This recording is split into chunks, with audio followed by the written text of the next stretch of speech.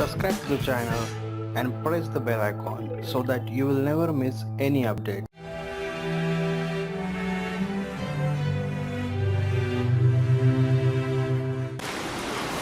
Principles of prehistoric archaeology, right? Page number 30.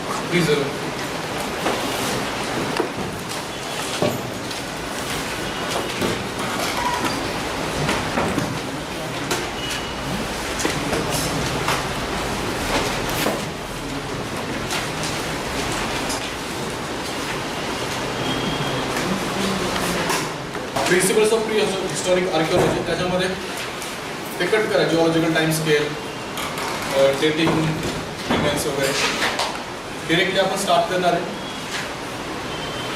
Relative dating पासून right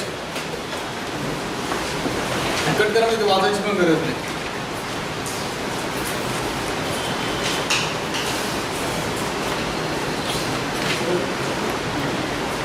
तर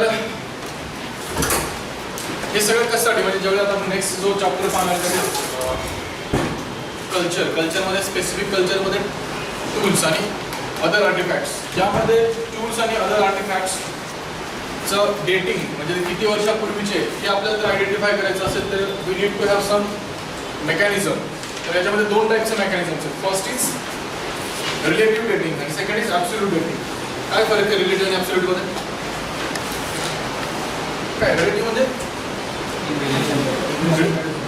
relative मध्ये आपल्याला कळतं का कधीच आहे काय कळतं रिलेटिव्ह मध्ये आपल्याला हे कळतं का की 50 वर्षापूर्वीच आहे 100 वर्षापूर्वीच आहे काय कळतं येस फक्त कोणतं आधी कोणतं नंतर दॅट इज रिलेटिव्ह म्हणजे हे बुक आधीच आहे की हे बुक आधीच आहे हे समजणार हे नाही समजणार की हे बुक कधीच आहे आणि हे बुक कधीच आहे फक्त हे समजणार की कोणतं ओल्ड आहे कोणतं न्यू आहे that's it so first is relative dating म्हणजे आपण काय कम्पेअर करणार की कोणती गोष्ट आधी झाली कोणती नंतर आणि त्याचे मेकॅनिझम दिले there are 3 mechanisms 4 actually first is stratigraphy second is seriation आणि नंतर जर तुम्ही गेले पेज नंबर 32 वर शेवटचे 3 पॅराग्राफ्स आहेत त्याच्यामध्ये फर्स्ट इज ॲनिमल रिमेन्स आहे सेकंड इज प्लांट आणि लास्ट इज नायट्रोजन आणि फ्लोरीन कंटेंट वरून आपण शोधणार राईट असे 5 टोटल मेकॅनिझम्स आहेत बऱ्याच वेळा आपल्याकडे हे शेवटचे विसरून जातात फर्स्ट इज स्ट्रॅटिग्राफी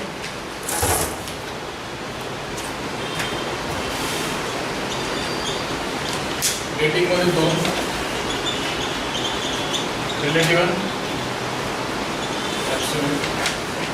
रिलेटिव्ह मध्ये फर्स्ट इज स्ट्रॅटिग्राफीचा अर्थ काय स्ट्राटा वेरियस स्ट्रॅटाचं आपण फंक्शन म्हणजे वेरियस स्ट्रॅटानुसार कोणता आर्टिकल आधी होतं आणि कोणतं नंतर which is younger which is older हे फक्त शोधायचं दॅट इज स्ट्रॅटिग्राफी स्टडी ऑफ स्ट्रॅटा पहिल्याच लाईनमध्ये दिलं तुम्हाला याच्यामध्ये काय पाहिजे माहीत रिलेटिव्ह डेटिंगचे स्टार्टिंगचा जो पॅराग्राफ आहे तो माहीत पाहिजे नेक्स्ट इज स्ट्रॅटिग्राफी आता फर्स्ट स्ट्रॅटिग्राफीबद्दल आपण 5-6 पॉईंट लिहिणार पहिला पॉईंट काय पाहिजे stratigraphy is a study of strata that is आणि याच्यामध्ये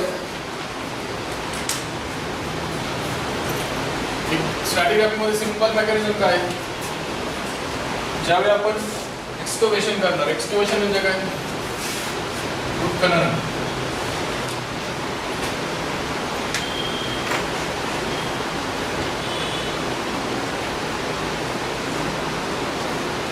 ABC याच्यामध्ये ओल्डर कोणतं असणार आणि न्यूअर कोणतं असणार ए कोणतं आहे जुना आहे ओल्ड आहे आणि सी काय आहे न्यूअर बस हेच मेकॅनिझम बट पॅरा सेकंड त्याच्यात त्यांनी 3 देर आर 3 एक्सेप्शन्स कोणते एक्सेप्शन्स आहेत 3 देर आर 3 एक्सेप्शन्स की ज्याच्यामध्ये इश्यू होऊ शकतो फर्स्ट इज इन्व्हर्जन आणि मिक्सिंग काय इन्व्हर्जन म्हणजे काय होतं इन्व्हर्जन वर खाली होऊ शकतं बिकॉज ऑफ जिओलॉजिकल खूप साऱ्या गोष्टी not just floods even earthquake आहे, इन्व्हर्जन झालं पाहिजे. म्हणजे हा स्ट्रॅटा होऊ शकतं की बिकॉज ऑफ इन्व्हर्जन हा समजा खाली गेला, हा भाग खचला इकडे,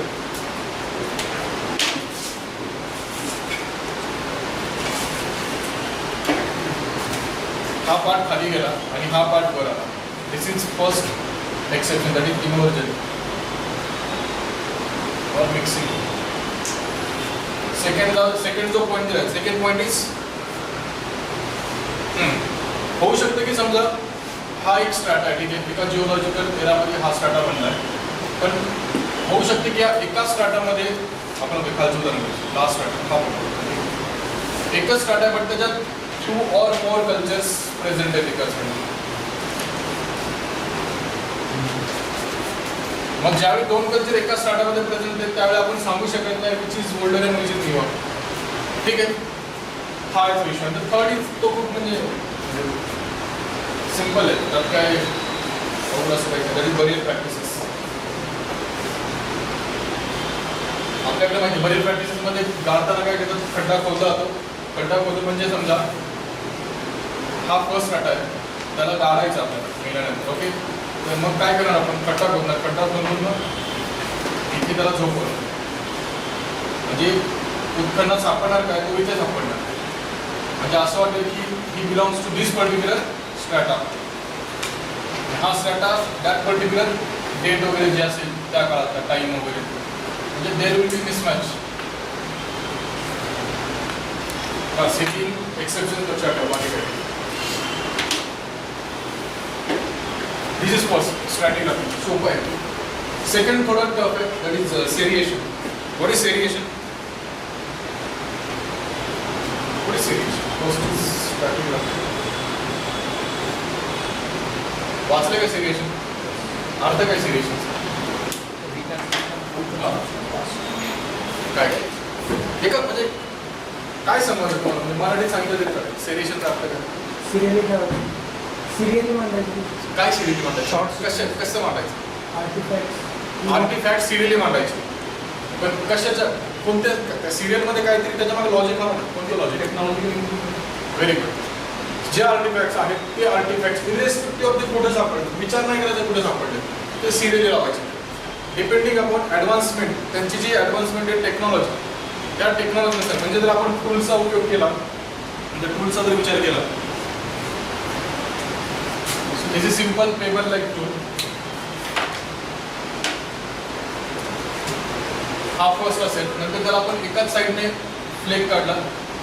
दिस इज व्हेरी प्रिमिटिव्ह. याच्यामध्ये थोडी ॲडव्हान्समेंट झाली. सेकंड याच्यामध्ये आपण 2 साईडने त्याची पेपर काढला, म्हणजे फ्लेक्स काढले. नेक्स्ट त्याची आपण हँडॅक्स केली. This is this is chopper, जो एकाच साईडनं फक्त फॉर 1 साईड फ्लेक्ट असतो. This is chopping tool. Chopping टूलमध्ये 2 साईड्स ज्या असतात त्या फ्लेक केल्या जातात. दोन समजा ना, फर्स्ट इकडची काढली म्हणजे हाच एक फ्लेक काढला, याच्यामध्ये हा पण एक फ्लेक काढलाय आणि हा पण एक फ्लेक काढून टाकलाय. त्याच्यापेक्षा जास्त इम्प्रूव्हमेंट झाली, that is called as hand ॲक्स.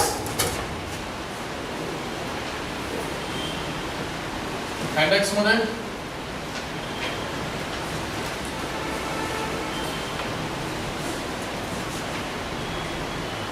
त्याच्यावर अजून जास्त आपण वर्क केलं. याच्या पुढे जर गेलो आपण तर मग फर्दर अजून इव्होल्युशन आहे, क्लिवर वगैरे किंवा मायक्रोलिस वगैरे ते आपण पाहू. म्हणजे हे कुठेही सापडले स्ट्रॅटामध्ये तरी सुद्धा डिपेंडिंग अपॉन त्यांचं टेक्नॉलॉजिकल ॲडव्हान्समेंट आपण एका लाईनमध्ये लावायचे आणि त्यानुसार कोणता आधी आणि कोणता नंतर हे आपण डिराईव्ह करू शकतो. राईट.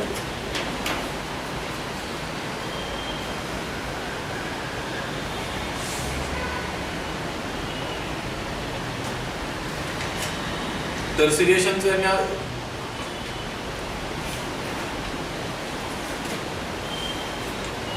याच्यामध्ये फक्त महत्वाचा एक सायंटिस्ट आला आहे. कोण आहे सायंटिस्ट? तो पेज नंबर 32 वर.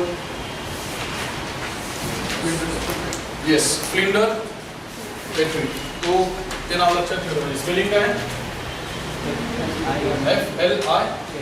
FLINDRPETRI. याचं नाव विसरता कामा नये.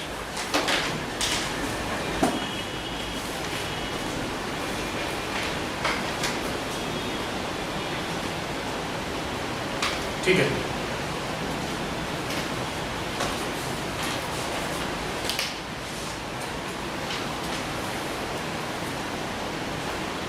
नेक्स्ट इज म्हणजे ते त्यांनी एक्सप्लेन केलं जास्त. There is nothing great.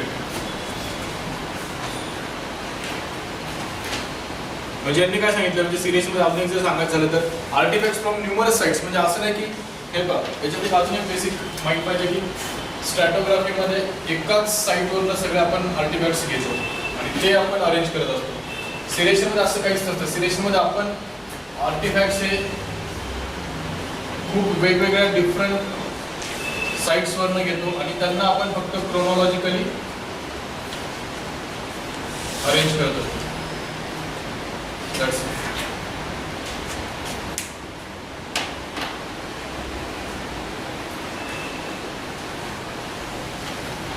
आणि नंतर खाली जे नवीन आपण 3 पाहिलेत. One is animal remains.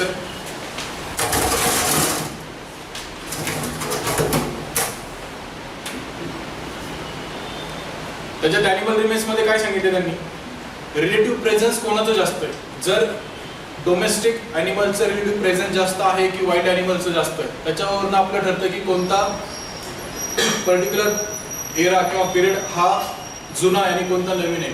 Wild ॲनिमल्सचं presence जास्त असेल तर दॅट रिफ्लेक्ट्स इट्स ओल्डर, आणि डोमेस्टिकेटेड ॲनिमलचं प्रेझेन्स जास्त असेल तर दॅट रिफ्लेक्ट्स इट्स न्यूअर किंवा recent.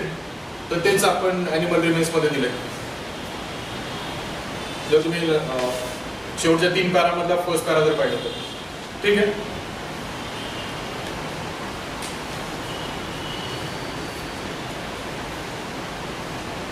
Next is same plants मध्ये पण सेम तसंच आहे.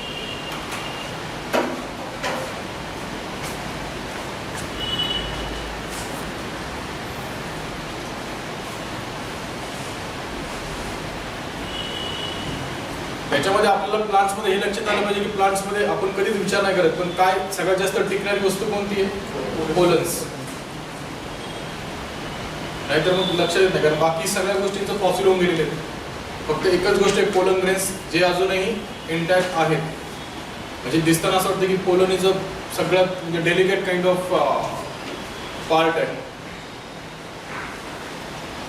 आणि मग त्यांचं असं म्हणणं आहे की ते खूप दिवस टिकतात आणि त्या पोलननुसार आपल्याला समजणार की पोलननुसार काय समजणार, पोलननुसार आपल्याला हे समजणार की ती पर्टिक्युलर प्लांट कोणता आहे आणि त्या प्लांटनुसार आपण पुन्हा हिस्ट्री रिक्रिएट करणार. ओके, हा प्लांट होता म्हणजे समजा जिम्नोस्पर्म अँजिओस्पर्म जे काही असतील जर हिस्टॉरिक त्यांचे आपण जर हे पाहिले इव्हॉल्युशनरी फेज पाहिला तर त्यानुसार आपल्याला कळणार की पोलन ग्रेन्स कधी होतो, म्हणजे ते कोणत्या फ्लोरल कंडिशनला रिप्रेझेंट करत आहेत आणि त्याच्या अकॉर्डिंगली आपण बाकीच्या सगळ्या कल्चरल गोष्टी अटॅच करू शकतो. आणि last is nitrogen and fluorine content. त्यांनी दिले बोन्स आणि टीथ असतात ते फ्लोरीन ॲब्झॉर्ब करतात आणि नायट्रोजन लूज करत असतात. आणि मग होणार कसं, फ्लोरीन आणि नायट्रोजनच्या रिलेटिव्ह कंटेंटनुसार, म्हणजे जर जितकं जास्त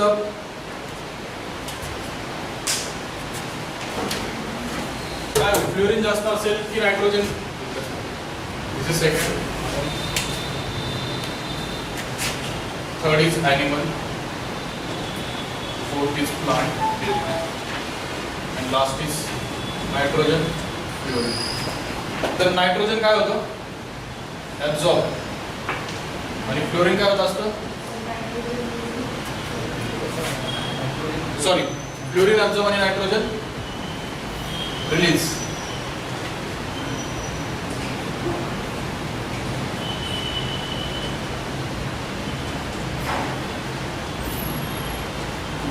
याचा अर्थ काय, नायट्रोजन आणि जर समजा नायट्रोजनचं कंटेंट जास्त असेल तर ते काय रिफ्लेक्ट करेल, काय रिफ्लेक्ट करेल, नायट्रोजन जास्त आहे तर ओल्डर आहे का न्यूअर आहे. नायट्रोजन काय करतो over period of time, release होतं की ॲब्झॉर्ब होतं, रिलीज. नायट्रोजन जर रिलीज होत असेल तर आणि जर नायट्रोजनचं कंटेंट जास्त असेल तर याचा अर्थ काय, ती गोष्ट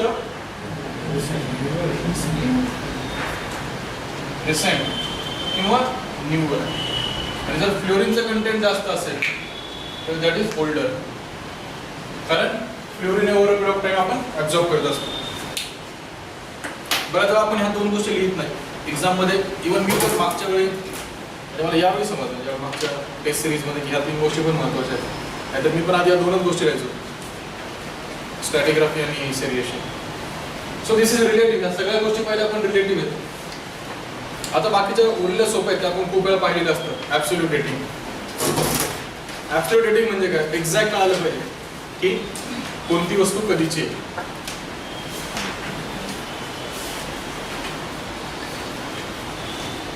आणि जरी म्हणजे तिथे एक शब्द असं म्हणजे असं आहे की still not absolute and exact.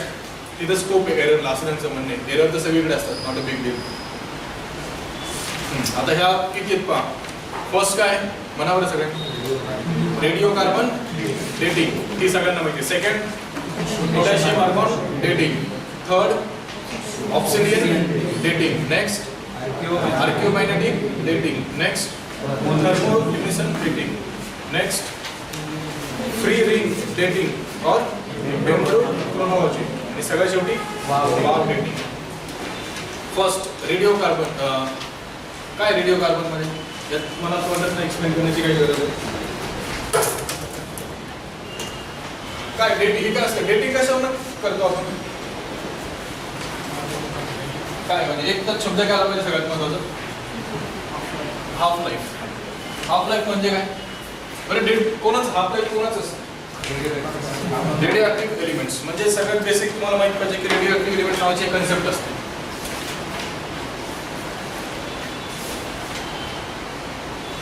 हे रेडिओ ऍक्टिव्ह एलिमेंट्स असतात, त्यांचं काय होत असतं? डिके. डिके म्हणजे काय? डिके म्हणजे काय? डिके होत असतात.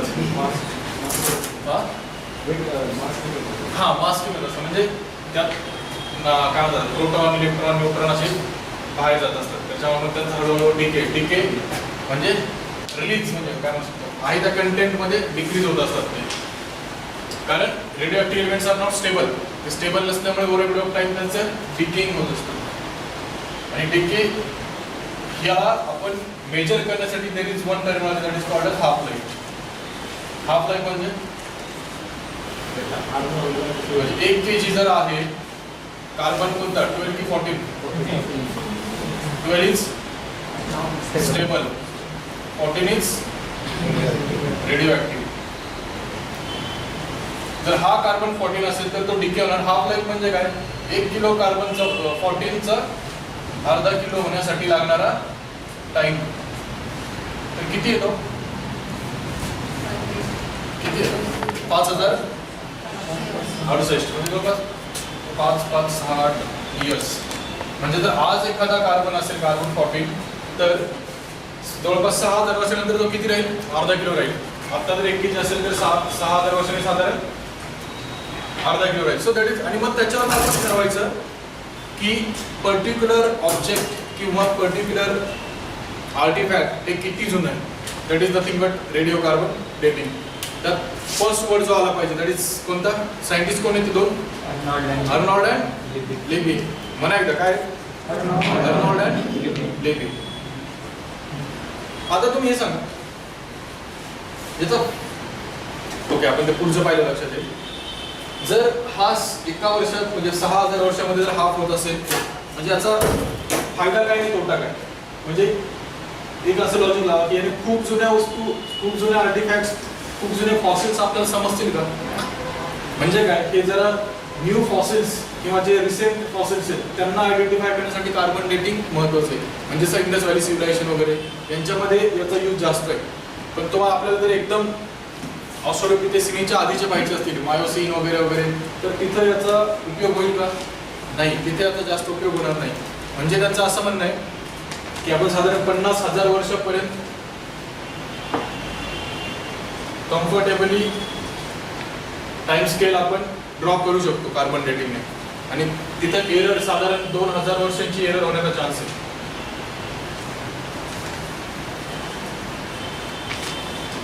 सॉरी 180 200 वर्ष नॉट 2000. एरर साधारण म्हणजे अशी 200 वर्ष इकडे तिकडे होऊ शकतात. म्हणजे इंडस व्हॅली सिव्हिलायझेशन ही 1800 BC ला व्हॅनिश झाली की 1500 BC ला याच्यामध्ये कन्फ्युजन होऊ शकतं. म्हणजे आर्यन्समुळे झाली की नाही याच्यामध्ये पण कन्फ्युजन होऊ शकतं. Getting it? आर्यन्सचं इन्व्हेजन 1500 शतकातले 1500 BC आणि 1800 BC मध्येच इंडस व्हॅली सिव्हिलायझेशन पूर्णपणे डिस्ट्रॉय झाली असं म्हणणं आहे. So there can be error. आणि अजून एक दोन त्यांनी इश्यूज सांगितले ते म्हणजे one is CO2 concentration in environment एक चेंज होत राहतं सोलर ॲक्टिव्हिटीनुसार आणि अर्थच्या मॅग्नेटिक फील्डनुसार. त्यामुळे याच्यामध्ये एरर येण्याचे चान्स नाकारता येत नाही. कारण याचा जो अर्थचा मॅग्नेटिक फील्ड आहे आणि सोलर ॲक्टिव्हिटी आहे यानुसार हा जो डिकेचा रेट आहे आपण जो 5500 जो मानला आहे इट मे आयदर इन्क्रीज और decrease depending upon two factors. One is solar activity, second is earth magnetic field. ठीक आहे, याच्यामध्ये रेडिओ कार्बन डेटिंगमध्ये ह्या गोष्टी इनफ आहेत 5-6 पॉईंट्स. ओके.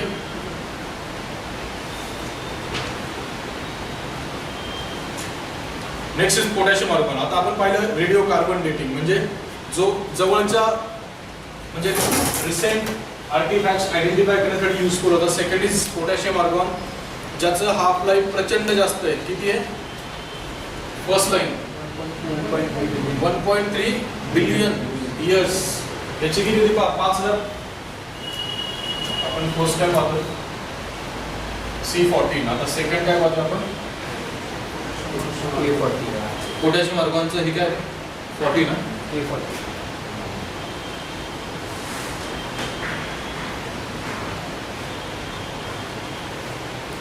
आर्गॉन 40 ना. तर याचा हाफ लाईफ 6000 वर्ष. याचा half life 1.3 billion years.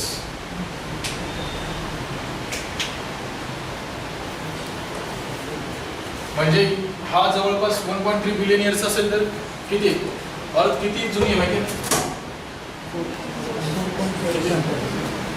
अर्थचं total ब्रह्मांड किती जुनं आहे?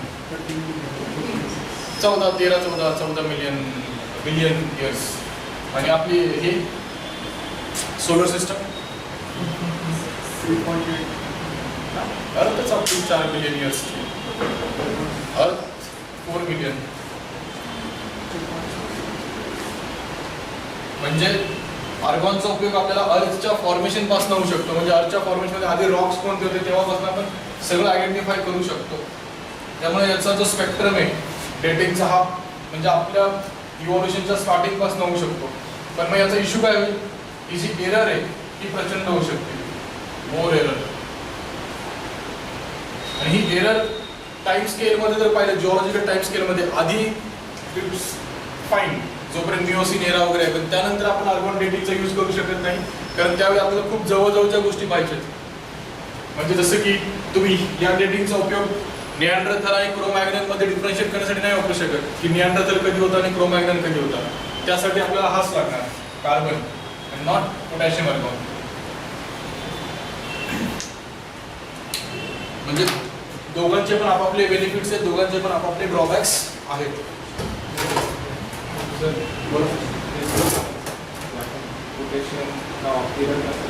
काय हे माहिती नाही. 1.3 बिलियन इयर्स म्हणजे आता पोटॅशियम 1 किलो पोटॅशियम असेल तर त्याला अर्धा किलो होण्यासाठी 1.3 बिलियन इयर्स लागणार. इथे म्हणजे आता समज 1 किलो आहे आणि ते जर 1.3 आता समज पोटॅशियम आहे 1 kgचं ½ kg होणार आहे. ते एवढ्या वर्षानंतर होणार आहे. आता समज 10 वर्षामध्ये 10,000 वर्षच गेलेत तर 10,000 वर्षात नक्की किती कमी झालं आपण नाही सांगू शकत. वी कांट क्वांटिफाय कमी वेळामध्ये. त्यासाठी आपल्याला ते बिलियन इयर्स मध्येच कळणार आहे. होऊ शकते की 10,000 वर्षात 1-2 ग्रॅम गेलं असेल ते कळणार पण नाही आपल्याला. We can't actually measure. आपल्याला हे मोठ्या मोठ्या गोष्टी मेजर करणं म्हणजे हे खूप म्हणजे मला असं वाटतं की कॉम्प्लेक्स मेकॅनिझम असणार आहे. पण 1.3 बिलियन इयर्समध्ये 10 वर्षामध्ये इट्स व्हेरी टफ. कळणारच नाही. म्हणजे ते ग्राम्समध्ये शोधावं लागेल आपल्याला.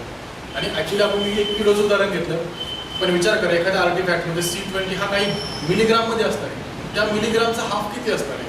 मायक्रोग्राम्स. ते जर मायक्रोग्राम्स त्याला फर्दर डिव्हिजन करायचं इज व्हेरी टफ. त्यामुळे प्रॉब्लेम आहे.